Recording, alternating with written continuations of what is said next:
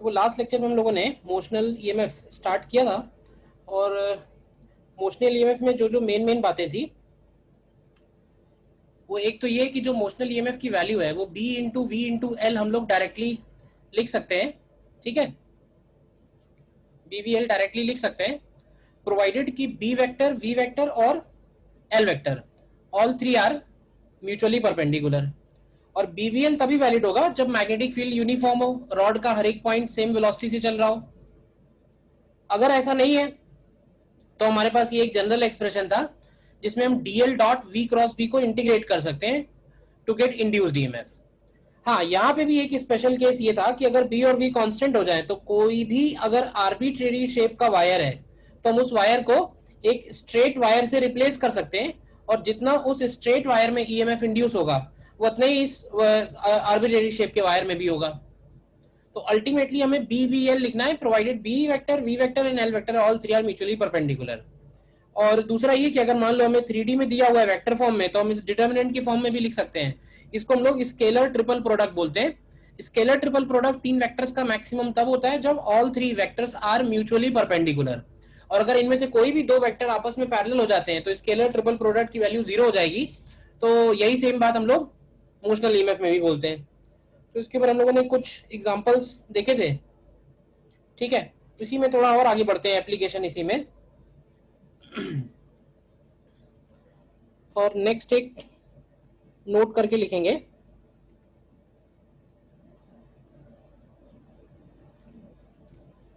Conducting rod rotating in uniform field. Conducting rod rotating in uniform field. तो जैसे मान लेते हैं कि ये एक रॉड है और इस रॉड को हम एक एंड के अबाउट ओमेगा से रोटेट कर रहे हैं, and magnetic field suppose inside है। ठीक है, और रॉड का लेंथ एल है।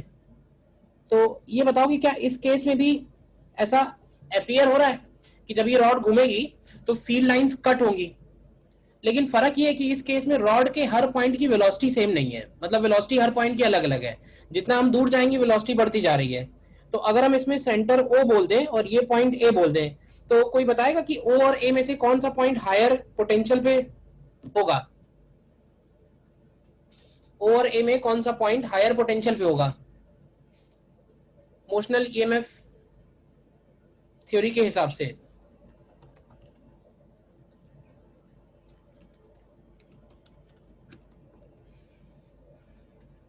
हम्म,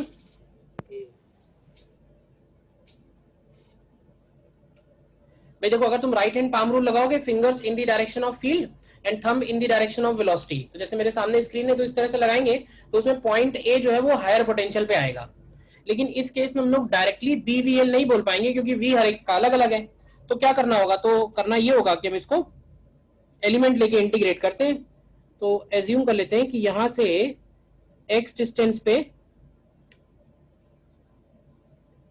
डीएक्स विड्थ का ये एक एलिमेंट है। ठीक है, और इस एलिमेंट में कितना ईएमएफ इंड्यूस हो रहा है? तो देखो, इस एलिमेंट की अगर वेलोसिटी की बात करें तो इस एलिमेंट की वेलोसिटी क्या एक्स ओमेगा आएगी। एक्स डिस्टेंस पे है, ओमेगा से घूम रहा है। तो केवल इस एलिमेंट के बारे में अगर बात करें तो इस एलिमेंट में हम लोग ये बोलेंगे कि इस एलिमेंट का वेलोसिटी हो गया एक्स ओमेगा, मैग्नेटिक फील्ड हो गया इनसाइड, और इस एलिमेंट की जो लेंथ हो गई वो हो गई डीएक्स। जरा चेक कर लो कि बी वेक्टर, डीएक्स लेंथ और velocity all three are mutually perpendicular है। तो हम लोग डायरेक्टली लिख सकते हैं बी वी और एल, ये आ जाएगा। और ईएमएफ निकालने के लिए इसी को इंटीग्रेट कर देंगे, तो इंटीग्रेशन में बी और ओमेगा बाहर आ जाएगा, अंदर एक्स डी एक्स आएगा, और इसको अगर जीरो से एल इंटीग्रेट करेंगे तो ये value V A minus V O की आएगी। ये आ जाएगी half B omega L square. देखो यहां से जितना मैंने लिखा है इसमें,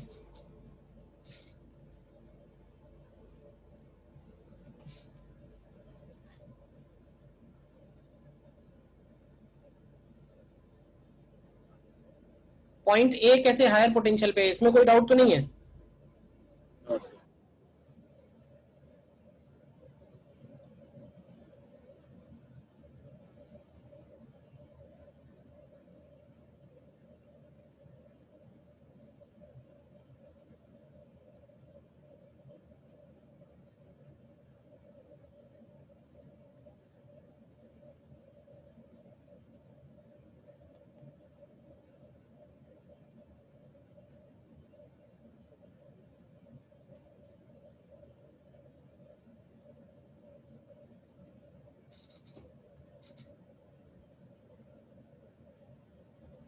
पॉइंट ए कैसे हायर पोटेंशियल पे, उसके लिए मैंने बोला राइट हैंड पाम रूल लगाओ, ठीक है, और वो राइट हैंड पाम रूल तुम लगाओ इस एलिमेंट के ऊपर जिसमें फिंगर्स रखो in the direction of field और thumb in the direction of velocity. तो अगर तुम ऐसा करोगे तो इस तरह से रहेगा वो, तो मैग्नेटिक फील्ड अंदर की तरफ है, थंब नीचे की तरफ, तो तुम देखो राइट साइड वाला पॉइंट हायर पोटेंशियल पे है। अब हर एक एलिमेंट में राइट साइड वाला पॉइंट हायर पोटेंशियल पे होगा, तो पूरे रॉड के लिए पॉइंट ए हायर पोटेंशियल पे आ जाएगा, ठीक है।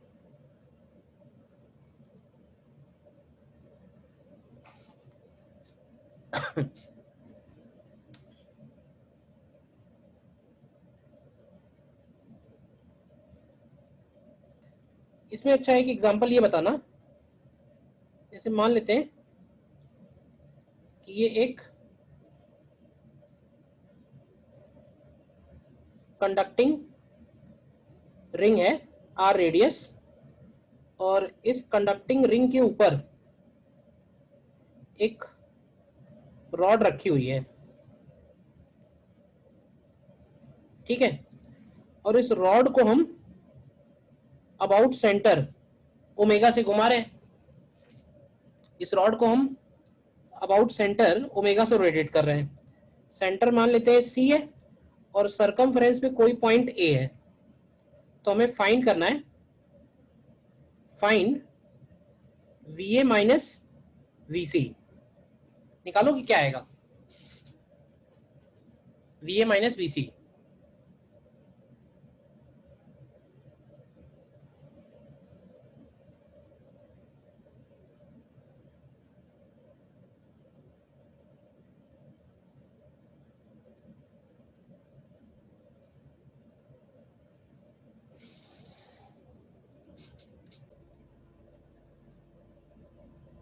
मैग्नेटिक फील्ड इसमें है इनसाइड, मैग्नेटिक फील्ड इनसाइड है इसमें। देखो इस केस में क्या है, इस केस में तुम इसको ऐसे विजुलाइज कर सकते हो कि सपोज ये दो रॉड हैं अलग अलग, तो भाई, और इन दोनों ही रॉड्स में ईएमएफ इंड्यूस होगा। तो जैसे अगर मान लो इसका केवल राइट साइड वाला पोर्शन स्टडी करें, केवल ये राइट साइड वाला पोर्शन स्टडी करें, तो इस राइट साइड वाले पोर्शन में कौन सा पॉइंट हायर पोटेंशियल पे होगा, क्यों भाई, तो इसमें जो ईएमएफ इंड्यूस होगा उसको हम लोग डायरेक्टली लिख सकते हैं half B omega R square, और उसमें हायर पोटेंशियल राइट साइड वाला पॉइंट बनेगा।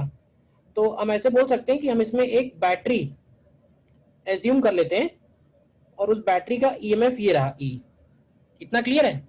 यही सेम काम तुम इसमें करोगे लेफ्ट वाले में, तो इसमें जब करोगे तो इसमें हायर पोटेंशियल लेफ्ट साइड वाला पॉइंट आएगा, देखो। तो इस केस में अगर कंडक्टिंग है, कोई रेजिस्टेंस वगैरह नहीं है, तो तुम देखो पॉइंट ए से अगर तुम्हें सी तक जाना है, ध्यान से देखना, पॉइंट ए से अगर तुम्हें सी पे पहुंचना है तो चाहे तुम इस रास्ते से जाओ, ठीक है, या फिर तुम इस रास्ते से जाओ, तुम देखोगे तो एक ही बैटरी पड़ेगी, दो बैटरी नहीं आएंगी। तो वीए माइनस वीसी की value simply half B omega R square के इक्वल आ जाएगी। मतलब कहने का ये है कि ये दो बैटरी पैरेलल में है, लेकिन दोनों के नेगेटिव एक साइड है, दोनों के पॉजिटिव एक साइड है, और क्योंकि कंडक्टिंग है तो एक तरह से इन दोनों का पैरेलल कॉम्बिनेशन हो गया, और पैरेलल में नेट ईएमएफ चेंज नहीं होगा, ठीक है ना। तो है क्या, अगर ये कंडक्टिंग रिंग है और उसके ऊपर रॉड घूम रही है, तो हम लोग देख रहे हैं कि सेंटर और सर्कमफ्रेंस के बीच में कुछ पोटेंशियल डिफरेंस डेवलप हो जा रहा है। तो इसी तरह से मान लो अगर हमारे सामने ऐसी सिचुएशन हो, क्वेश्चन एक लेते हैं, क्वेश्चन में बताता हूं, क्वेश्चन के थ्रू करते हैं। देखो ये है जैसे क्वेश्चन, देखो नेक्स्ट क्वेश्चन,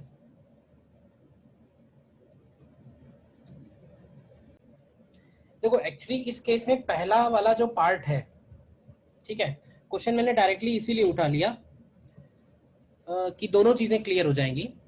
देखो अगर नॉर्मली भी हम अगर किसी कंडक्टर को मूव कराते हैं without any external magnetic field, तो भी उस कंडक्टर में बहुत कम अमाउंट का मोशनल ईएमएफ जनरेट होता है, ठीक है ना।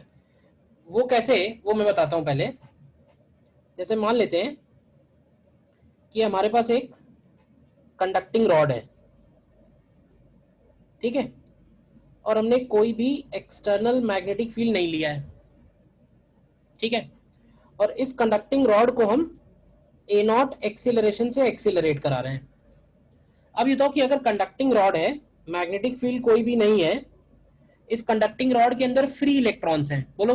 अच्छा, फ्री इलेक्ट्रॉन्स हैं यानी उनमें मास भी है, तो क्या उन सारे इलेक्ट्रॉन्स के ऊपर क्या एक m इंटू ए नॉट का सूडो फोर्स लगेगा या नहीं लगेगा? बताओ, एक रॉड को हम एक्सीलरेट करा रहे हैं, उसके अंदर पार्टिकल है, तो विद रिस्पेक्ट टू रॉड उन सारे पार्टिकल्स पे एम ए नॉट का एक सूडो फोर्स लगेगा, जिसकी वजह से हम ऐसे बोल सकते हैं कि इलेक्ट्रॉन्स जो है वो रॉड के रियर एंड पे इकट्ठे हो जाएंगे, और इलेक्ट्रॉन डेफिशिएंसी यानी कि पॉजिटिव चार्ज उसके फ्रंट एंड पे आ जाएंगे, जिसकी वजह से इस रॉड के अंदर एक इलेक्ट्रिक फील्ड जनरेट होगा, ठीक है, और ये इलेक्ट्रिक फील्ड होगा from positive charge to negative charge, और इस इलेक्ट्रिक फील्ड की वजह से इन इलेक्ट्रॉन्स के ऊपर एक और फोर्स लगेगा जो होगा E इंटू ई का राइट साइड में।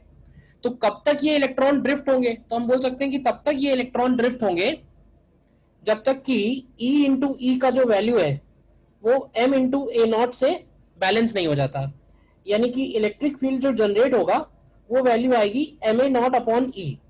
अब अगर इलेक्ट्रिक फील्ड आ गया है तो पॉइंट ए और पॉइंट बी के बीच में अगर हमें पोटेंशियल डिफरेंस चाहिए तो हम इस पोटेंशियल डिफरेंस को लिख सकते हैं E इंटू एल, तो ये आ जाएगा M A naught L upon ई।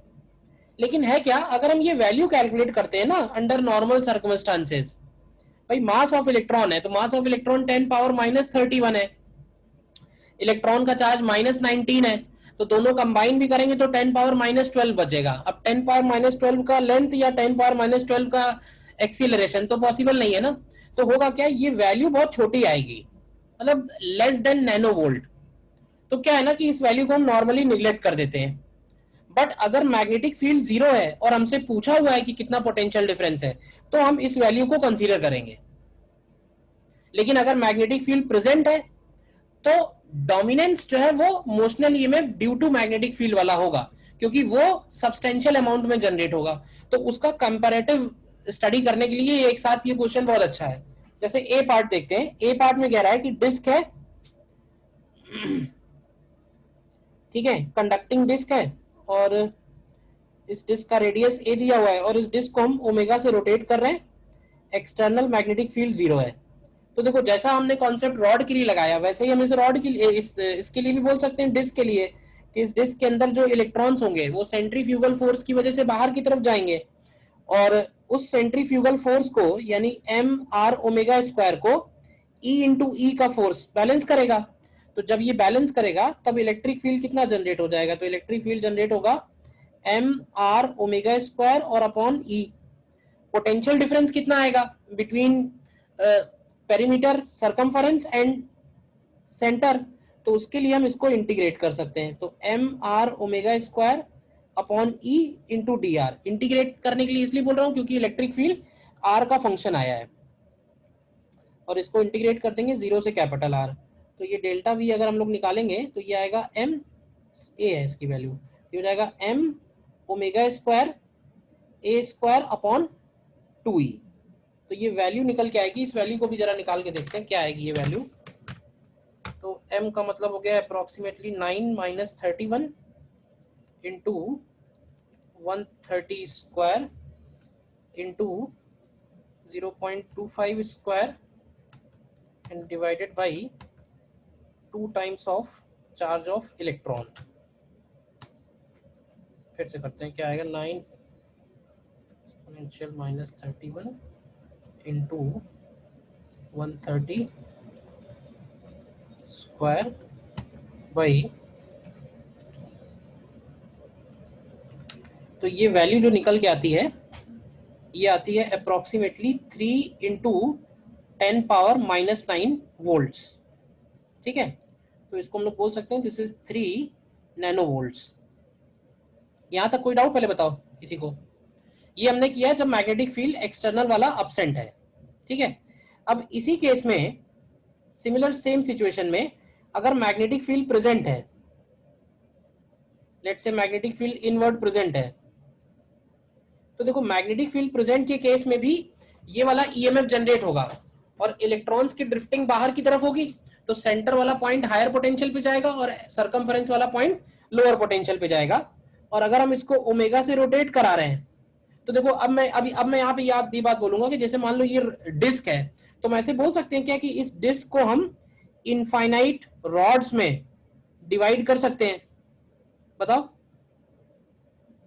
और जैसे हम लोगों ने ऊपर एग्जांपल लिया था कि एक रिंग थी और एक रॉड थी, एक रॉड मतलब उसको हमने दो पार्ट में लिया था, तो एक बैटरी इसमें जनरेट हुई थी, एक बैटरी इसमें जनरेट हुई थी, लेकिन जो अल्टीमेटली ईएमएफ आया था वो एक बैटरी के बराबर ही आया था। कहने का मतलब है कि एक रॉड जितनी फील्ड लाइंस कट कर रही है, वो पूरी की पूरी डिस्क भी उतनी ही फील्ड लाइंस कट कर रही है, नंबर ऑफ फील्ड लाइंस नहीं बढ़ रही हैं। तो इस केस में भी जो सेंटर और सरकमफेरेंस में जो पोटेंशियल डिफरेंस आएगा, तो हम डायरेक्टली रॉड वाला फॉर्मूला लगा सकते हैं, तो half B omega R square आ जाएगा, half B omega R square, R की जगह हम लोग ए लिख देते हैं। और अगर हम ये वैल्यू कैलकुलेट करें तो बी है 5, ठीक है, इंटू ओमेगा और इंटू ए स्क्वायर, तो ये वैल्यू निकल के आती है अराउंड 20 मिली वोल्ट, ठीक है, ये वैल्यू निकल के आती है अराउंड 20 मिली वोल्ट। तो अब है क्या, अगर तुमको क्वेश्चन में मैग्नेटिक फील्ड दिया हुआ है और पोटेंशियल डिफरेंस पूछा हुआ है, तो तुम ये नहीं करोगे कि इस वैल्यू में ये वैल्यू ऐड कर रहे हो, कोई जरूरत नहीं है ना ऐड करने की, क्योंकि हमें मालूम है कि ये वैल्यू निग्लिजिबल है। लेकिन अगर क्वेश्चन में पूछा हुआ है कि मैग्नेटिक फील्ड नहीं है, तो इसका मतलब हमें सिर्फ यही वाली वैल्यू निकालनी है, तो फिर वो निकाल के देनी पड़ेगी, तो फिर हम जीरो नहीं बोल सकते, बस ये है। समझ में आ गई बात। सेकंड वाले केस में हम लोग ये वाला पार्ट कंसीडर नहीं कर रहे हैं, क्यों नहीं कर रहे हैं, क्योंकि निग्लिजिबल है। तो फर्स्ट वाले पार्ट में क्यों कर रहे हैं, तो फर्स्ट में इसलिए कर रहे हैं क्योंकि वही पूछा हुआ है। बोलिए, क्लियर है ये बात? Yes yes yes sir. Disc के सेंटर और सरकमफेरेंस के बीच में जो पोटेंशियल डिफरेंस है वो वही है जो एक सिंगल रॉड की वजह से होता है, ये भी क्लियर है। तो फॉर्मूला वही यूज कर लिया है जो सिंगल रॉड के लिए है, ठीक है ना, नोट कर लो, नोट करना है तो।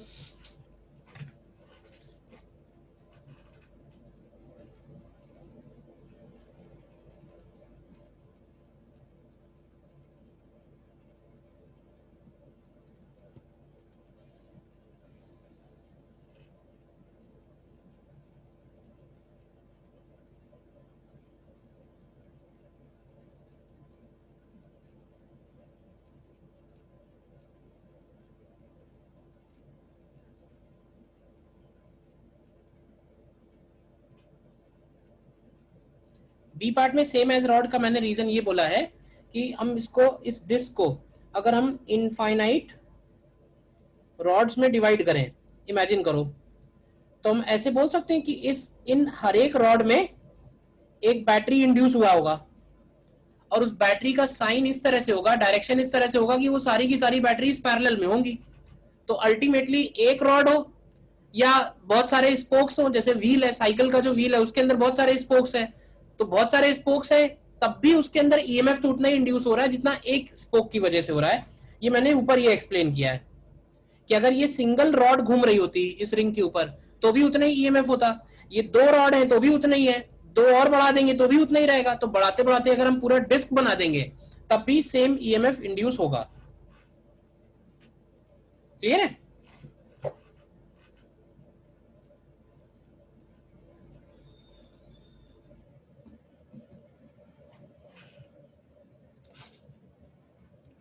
ठीक है, और देखिए जैसे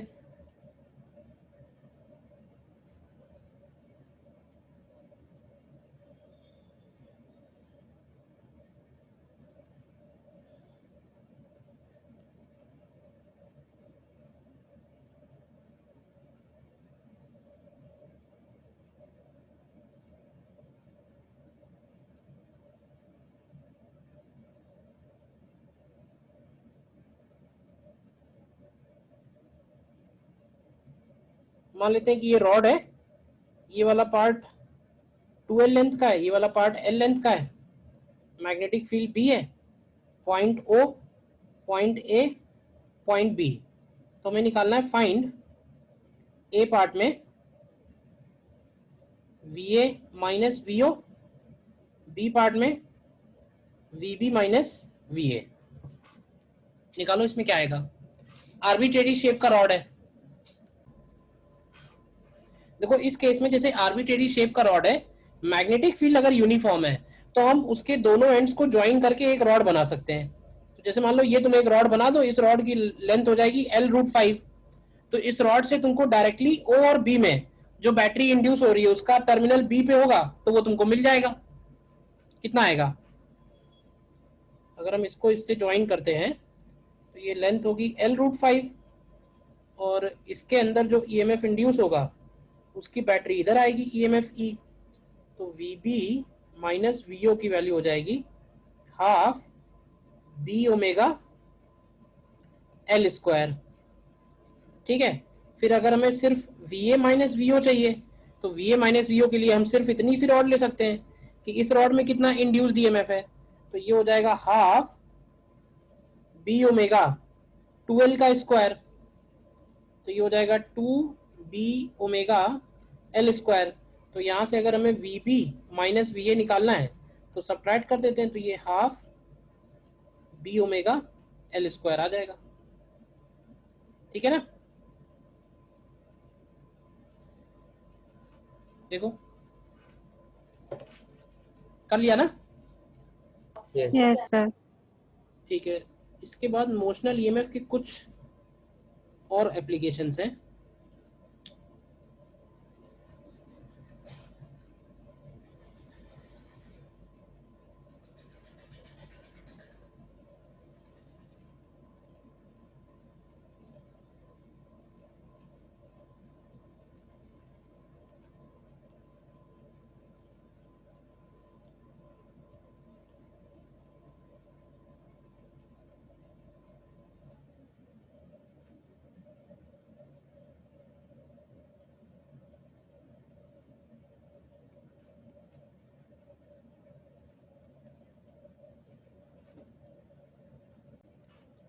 हाँ, ये है नेक्स्ट क्वेश्चन, देखो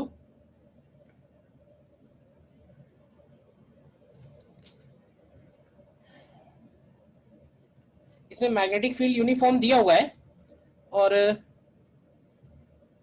ये एक कनेक्टर है जिसके ऊपर हमने कांस्टेंट फोर्स अप्लाई किया है। इस कनेक्टर का मास, लेंथ और रेजिस्टेंस दिया हुआ है and whole system is located in magnetic field vertically downward at t equal to 0 और कांस्टेंट फोर्स स्टार्ट्स एक्टिंग। तो हमें बताना है कि इसका वेलोसिटी किस तरह से चेंज होगा। अभी इंडक्टेंस के बारे में तुमने पढ़ा नहीं है तो इंडक्टेंस लेने का सवाल ही नहीं पैदा होता, तो ये तो छोड़ ही दो, कोई मतलब का नहीं है। तुम बस इतना पार्ट देखो, थोड़ा सोचो फिर बताता हूं इसमें।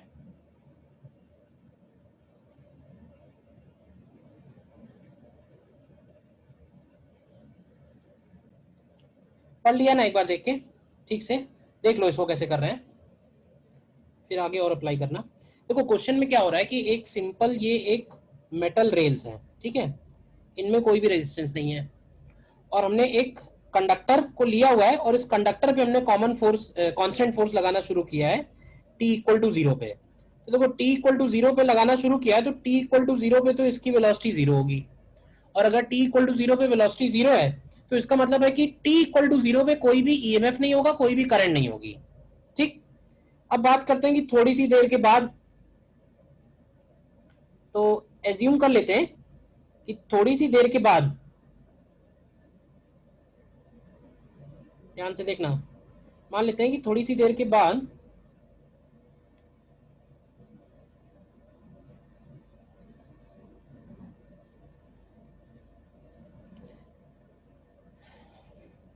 इस कनेक्टर का जो वेलोसिटी है कंडक्टर का, वो वेलोसिटी v है, मान लेते हैं एक्सीलरेशन a है। अभी बताओगे कि इसमें जो ईएमएफ इंड्यूस होगा वो ईएमएफ कितना रहा होगा। अगर ये v वेलोसिटी से चल रहा है तो इस वक्त इसमें कितना ईएमएफ इंड्यूस होगा और उस ईएमएफ इंड्यूस वाली बैटरी का पॉजिटिव टर्मिनल किधर होगा। तो पॉजिटिव टर्मिनल ऊपर होगा, इसमें कोई कंफ्यूजन नहीं। और इस बैटरी में जो ईएमएफ आएगा उसको हम लोग लिख सकते हैं बी, वी और एल। एल इसका लेंथ दिया हुआ है, जिसकी वजह से इस सर्किट में एक करंट फ्लो कर रहा होगा और उस करंट की वैल्यू हो गई आई। करंट कितना होगा तो एक एक करके निकालते हैं, स्टेप वाइज देखना, बताते जाना। ईएमएफ जो इंड्यूस होगा जनरल टाइम पे, at general time T, EMF induce की वैल्यू है बी, वी, एल। ठीक है, करंट की वैल्यू होगी ई अपॉन आर, तो ये हो जाएगी B, V, L upon R. अब मुझे बताओ कि अगर करंट फ्लो कर रहा है कंडक्टर के ऊपर और कंडक्टर एक्सटर्नल मैग्नेटिक फील्ड में है, तो क्या इस कंडक्टर के ऊपर एक आईबीएल का भी फोर्स लगेगा? डायरेक्शन ध्यान से देखो, आई ऊपर की तरफ जा रही है, मैग्नेटिक फील्ड अंदर है, तो आईबीएल वाला जो फोर्स है वो लेफ्ट साइड में आएगा। आई बी एल दिख रहा है, आईबीएल का जो फोर्स है। तो इसका मतलब है इस कंडक्टर के ऊपर जो नेट फोर्स है उसकी वैल्यू हो जाएगी एफ माइनस आईबीएल, और एफ माइनस आईबीएल को हम लोग एम ए लिखेंगे, जहां ए उसका एक्सीलरेशन है। यहां तक बताओ पहले, क्लियर है या नहीं? आई का वैल्यू रख देते हैं, क्या आएगा? आई का वैल्यू रखोगे तो ये आएगा F minus B square L square V upon R, and this is equal to M into A, और ए को हम लोग लिख सकते हैं डीवी अपॉन डी टी। अब तुम ध्यान से देखो तो जो एक्सीलरेशन आ रहा है वो वेलोसिटी का फंक्शन आ रहा है, तो हम इसमें डायरेक्टली कोई इक्वेशन ऑफ मोशन तो लगा नहीं सकते हैं, इसमें हमको इंटीग्रेट करना पड़ेगा। तो इंटीग्रेट करने के लिए ध्यान से देखो, डीवी के नीचे ले आते हैं F R minus B square L square V, और बाकी D T upon M into R. देखो, और इंटीग्रेट करते हैं 0 से लेके टी तक, और v को इंटीग्रेट करेंगे 0 से लेके v तक, तो ये आएगा minus 1 upon B square L square L N of आएगा एफ आर माइनस, लिमिट्स रख देंगे अगर, B square L square V upon F into R, ठीक है, equal to T upon M into R. तो यहां से जरा तुम v निकालो क्या आता है, तो v की वैल्यू आएगी F R upon B square L square bracket 1 minus E to the power minus B square L square T upon M into R. ये इसका वेलोसिटी निकल के आया है as a function of time. देखो clear है या नहीं? हमको यही निकालना था, how velocity of connector varies with respect to time. और अगर हम इसकी वेलोसिटी का एक फंक्शन ड्रॉ करें और ठीक तरह से विजुलाइज करने के लिए, तो ये जो वेलोसिटी है ये फंक्शन बिल्कुल वैसे ही आ रहा है जैसे कि किसी विस्कस मीडियम में किसी बॉडी का मूवमेंट होता है। एक्सपोनेंशियली इसकी वेलोसिटी इंक्रीज हो रही है और वो वेलोसिटी कांस्टेंट हो जा रही है आफ्टर अ लॉन्ग टाइम, और वो जो कांस्टेंट वेलोसिटी है उसको हम लोग बोल सकते हैं VT, and VT is called, क्या बोलेंगे इसको, टर्मिनल वेलोसिटी। देखो इस फंक्शन में अगर तुम t टेंडिंग टू इन्फिनिटी रखोगे तो ये 1 बचेगा सिर्फ, तो आफ्टर ए लॉन्ग टाइम जो वेलोसिटी है वो कांस्टेंट हो जा रही है। इस फंक्शन का ये रहा प्लॉट, वैसे ही है जैसे चार्जिंग ऑफ कैपेसिटर में चार्ज का ग्राफ था। देखो बताओ, जितनी बातें लिखी उसमें कहाँ डाउट है? एक्चुअली हुआ क्या, जब हमने स्टार्टिंग में फोर्स लगाया इसमें, उस वक्त उस कंडक्टर की वेलोसिटी 0 थी, लेकिन तुरंत ही क्या हुआ, तुरंत उसके पास वेलोसिटी आ जाएगी। जैसे ही वेलोसिटी आएगी वैसे ही ईएमएफ आएगा, जैसे ही ईएमएफ आएगा वैसे ही करंट फ्लो करेगा, और अगर कंडक्टर में करंट फ्लो कर रहा है तो उसमें आईबीएल का फोर्स भी लगेगा क्योंकि वो एक्सटर्नल मैग्नेटिक फील्ड में रखा हुआ है। तो एक फोर्स जो हमने लगाया है और एक फोर्स आईबीएल, ये दोनों फोर्स मिलके उसका मोशन डिफाइन करेंगे। तो ये दोनों फोर्स अपोजिट थे, तो हमने यहाँ पे F minus IBL equal to M A कर दिया। आई की वैल्यू रखते ही पता चला कि ये जो एक्सीलरेशन है ये वी का फंक्शन आ रहा है, वी का फंक्शन आ रहा है, तो फिर हमें इंटीग्रेट करना पड़ा। बोलो क्लियर है क्या? Yes, sir. Yes. अच्छा क्लियर है एकदम। तो तुम सेम क्वेश्चन रिपीट करो, ठीक है, और उसमें बना देता हूं।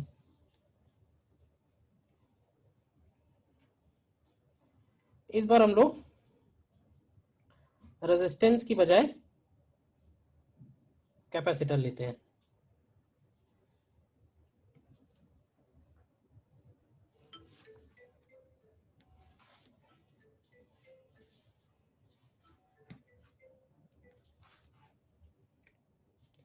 और इसमें जो रॉड है ये m mass l length c, तो हमें इसका वेलोसिटी निकालना है as a function of time. Question वही है, find velocity as a function of time. Same question वही है, बस हमने रेजिस्टेंस जो था वो रॉड का हटा के सर्किट में कैपेसिटर लगा दिया है। बाकी मैग्नेटिक फील्ड वैसे ही ले लेना, मैग्नेटिक फील्ड उसी तरह से बी इनवर्ट ले लेना, सेम ही है। तो देखो यहाँ पे भी स्टार्टिंग में t इक्वल टू 0 पे वेलोसिटी 0 होगी। अब अगर हम इसको कुछ देर के बाद स्टडी करें, ठीक है, और मान लें कि कुछ देर के बाद इस रॉड की वेलोसिटी v हो जाती है, एक्सीलरेशन a हो जाता है। तो वेलोसिटी v होने की वजह से इस रॉड में, इसका मतलब है कि एक बैटरी इंड्यूस हो चुकी होगी EMF E की, और इस EMF का वैल्यू आएगा BVL। बोलो अब EMF, अब देखो सिर्फ बैटरी है और कैपेसिटर है, तो मैंने बताया था कि बैटरी है और सिर्फ कैपेसिटर है, रेजिस्टेंस नहीं है, यानी कैपेसिटर को चार्ज होने में कोई टाइम नहीं लगेगा, मतलब इस कैपेसिटर के ऊपर चार्ज इंस्टेंटली चेंज होगा। और ये चार्ज इस तरह से होगा कि ये हमेशा C इंटू ई के इक्वल होगा, यानी ये BVL और इंटू C होगा। तो अगर हम चाहें कि इस सर्किट में करंट कितना होगा, तो करंट को हम लोग लिख सकते हैं सीधे सीधे, करंट को हम लोग सीधे सीधे लिख सकते हैं rate of flow of charge.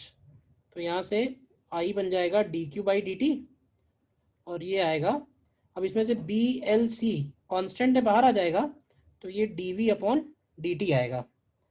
और फिर से इस पे क्योंकि करंट ऊपर की तरफ है तो IBL का फोर्स लेफ्ट साइड में लगेगा, तो दोबारा इक्वेशन जो बनेगी वो फिर से वही बनेगी, F minus IBL equal to m into A की जगह आएगा dv बाई dt, और रखो इसमें वैल्यू क्या आएगा, तो ये आएगा F माइनस आई की वैल्यू रखेंगे तो b square l square c और into dv by dt equal to m into dv by dt।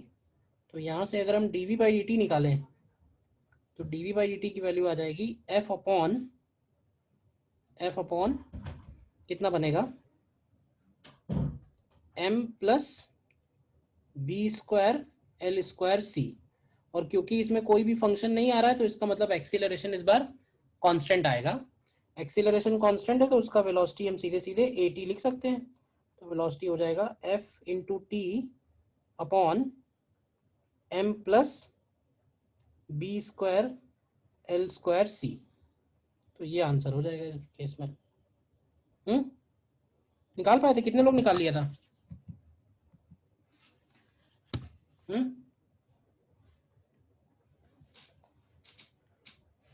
Sir इसमें आरसी सर्किट वाला करंट नहीं कंसीडर करेंगे? नहीं, आरसी सर्किट वाला करंट क्यों कंसीडर करेंगे, आर है ही नहीं। अगर आर होता तो तुम वो आरसी सर्किट वाला ले लेते, आर नहीं है। Yes. आर नहीं है तो क्या होगा, तो ये सिंपल कैपेसिटर सर्किट है, और सिंपल कैपेसिटर सर्किट में ये होता है कि स्विच क्लोज किया और कैपेसिटर चार्ज हो गया, यानी जैसे जैसे उसका ईएमएफ बढ़ेगा वैसे वैसे कैपेसिटर पे चार्ज बढ़ेगा, एकदम प्रोपोर्शनल होंगे विदाउट एनी लैग। तो कैपेसिटर के ऊपर चार्ज इंस्टेंटली अपीयर होगा इस केस में। सर अगर वो मूवेबल रॉड पे आर होता तब आरसी सर्किट वाला करंट लेते। हाँ, अगर हम रेजिस्टेंस वाला रॉड लेते तो उसमें आर भी रहता, ठीक है ना? यस। अच्छा, इससे जो पिछला वाला क्वेश्चन था इसमें और इस क्वेश्चन में दोनों में हम एनर्जी भी थोड़ा सा डिस्कस कर सकते हैं। एनर्जी ऐसे डिस्कस कर सकते हैं कि देखो इस रॉड के ऊपर हमने फोर्स लगाया है पिछले क्वेश्चन में, तो देखो अब एक्सटर्नल एजेंट जो है वो पॉजिटिव वर्क कर रहा है, और वो जो पॉजिटिव वर्क कर रहा है वो कहां कहां पे यूज हो रहा है, तो वो एक तो इस रेजिस्टेंस में डिसिपेट हो रहा है in the form of I square R, ठीक है, और एक इस रॉड का वेलोसिटी बढ़ाने में यूज हो रहा है। यानी हम सीधे सीधे बोल सकते हैं कि work done by external force is equal to I square R into T and plus half M V square, ठीक है ना। तो यहां पे जो एक्सटर्नल एजेंट वर्क कर रहा है उसके बारे में क्या कहेंगे, यहां पे जो एक्सटर्नल एजेंट वर्क करेगा वो सारा का सारा वर्क जो है वो कैपेसिटर की एनर्जी में जाएगा, हाफ सी वी स्क्वायर लिखो या क्यू स्क्वायर बाई टू सी, और हाफ एम वी स्क्वायर में, ठीक है ना। पिछले केस में जब स्टेडी स्टेट आ जाएगी, स्टेडी स्टेट का मतलब है जब वेलोसिटी कांस्टेंट हो जाएगी, तो वेलोसिटी कांस्टेंट होने का मतलब ये हुआ कि काइनेटिक एनर्जी नहीं बढ़ रही है, तो उस वक्त क्या हो रहा है कि जितना भी वर्क डन हो रहा है वो सारा का सारा रेजिस्टेंस में एनर्जी की फॉर्म में लॉस हो रहा है, और 100% उसमें स्टेडी स्टेट आना ही आना है, कोई भी फोर्स लगाओ स्टेडी स्टेट आ ही जाएगा। तो ध्यान रखना कि जो रेजिस्टेंस वाला केस है ये बिल्कुल विस्कस मीडियम की तरह ही है, ये विस्कस मीडियम वाला ही केस है ये, ठीक है ना।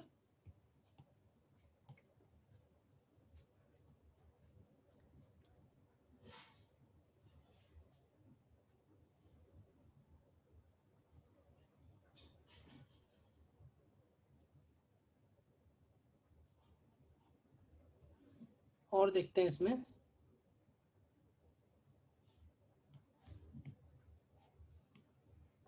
ये देखो सिमिलर क्वेश्चन है, देखो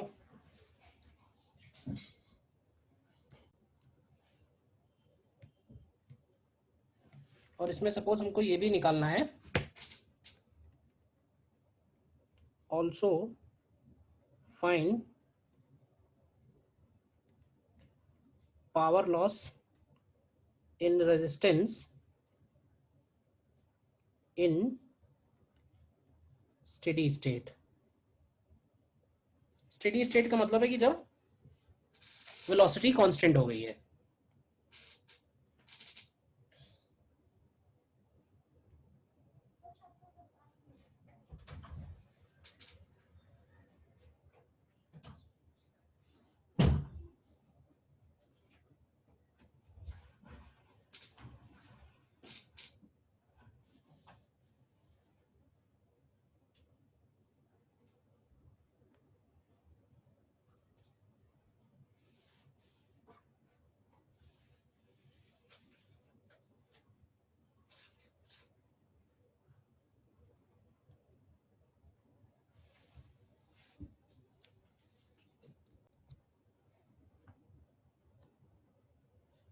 देखो स्टेडी वेलोसिटी निकालने के लिए हमको पूरा फंक्शन फिर से सॉल्व करने की जरूरत नहीं है, हम सिंपली ये बोल सकते हैं कि जब इसका स्टेडी स्टेट आएगा उस वक्त इसके ऊपर mg इसके IBL के इक्वल हो जाएगा, बोल सकते हैं या नहीं बोल सकते हैं।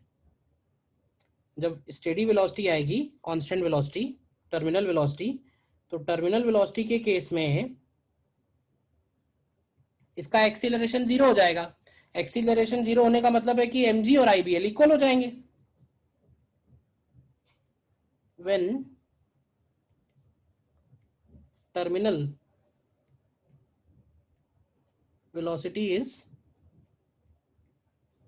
रीच्ड, तो mg जो है वो IBL के इक्वल हो जाएगा, और I की वैल्यू अगर हम लोग लिखें तो ये हो जाएगा BVL अपॉन R और into B into L.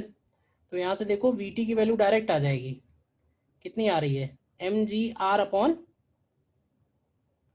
B square L square, बताओ आ रही नहीं आ रही है।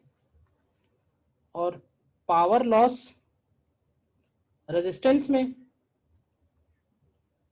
Power loss in resistance is equal to rate of loss of gravitational energy बोल सकते हैं, मतलब इससे भी निकाल सकते हैं, आई स्क्वायर आर से भी निकाल सकते हो, आई भी पता चल गया है, या इससे निकाल सकते हो। तो ये वैल्यू बनेगी mg और इंटू वीटी के इक्वल, और या फिर इससे नहीं निकालना है तो it is also equal to I square into R, दोनों से करके देख लो सेम आएगा। यस सर, कर लिया होगा। Yes sir.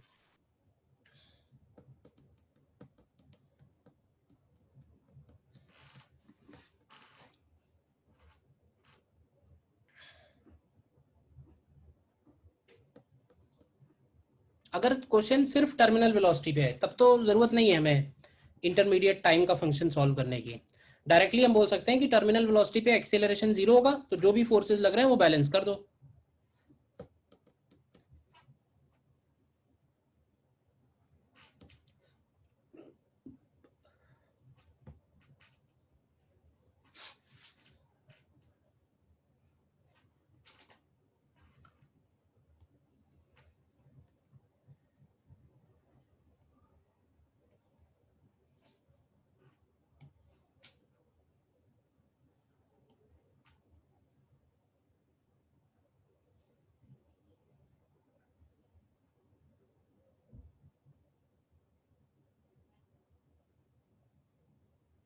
नेक्स्ट क्वेश्चन देखो, ये एक आईआईटी का आया हुआ क्वेश्चन है।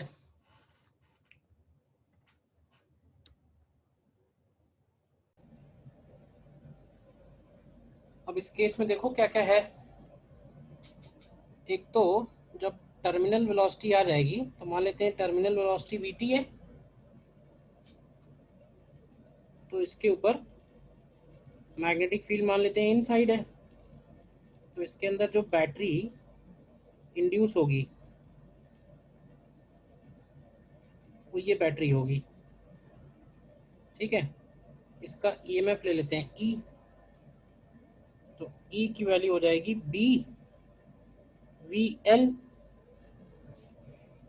ठीक है, अच्छा इसमें करंट कितना फ्लो कर रहा होगा, आई। तो भाई, तो आई को हम लोग लिख सकते हैं ई अपॉन, अब ध्यान से देखो तो आई की वैल्यू होगी E upon R one plus E upon R two, और स्टेडी स्टेट है तो एम जी की वैल्यू आई बी एल के भी इक्वल होगी, यानी ये होगा ई 1/R1 प्लस 1/R2 और इंटू बी इंटू एल। और दोनों में जो पावर लॉस है वो दिया हुआ है, तो पावर लॉस को लिखेंगे ई स्क्वायर बाई R1 की वैल्यू दी हुई है, मान लेते हैं 0.76, और ई स्क्वायर बाई R2 की वैल्यू दी हुई है 1.2। बस मुझे लगता है इतनी इक्वेशंस लगेंगी। क्यों भाई, अब इनको सॉल्व कर लो किसी तरह के, कैसे सॉल्व करोगे ये ध्यान से देखो। इक्वेशन 1 जो बनाई है और इक्वेशन 2 जो बनाई है, इक्वेशन 2 एंड 3, तो इक्वेशन 2 एंड 3 वाली जो है उनको ऐड करोगे, मतलब ये ई स्क्वायर वाला जो टर्म है, ई स्क्वायर वाले जो टर्म है इन दोनों को ऐड करेंगे अगर, और इससे डिवाइड कर देंगे तो 1/R1 प्लस 1/R2 कैंसिल हो जाएगा। तो सबसे पहले तुमको ई मिल जाएगा, ई मिल जाएगा, ई यहां रख दोगे तो वी मिल जाएगा, इसके बाद ई यहां रख दोगे तो R1, यहां रख दोगे तो R2। देखो आ जाएगा नहीं आ जाएगा। इक्वेशन कैसे बनाई उसमें कोई डाउट है तो बताओ। स्टेडी स्टेट में इसके ऊपर दो ही फोर्स हैं, एम जी इधर की तरफ होगा और आई बी एल ऊपर की तरफ होगा। एम जी नीचे और आई बी एल ऊपर है।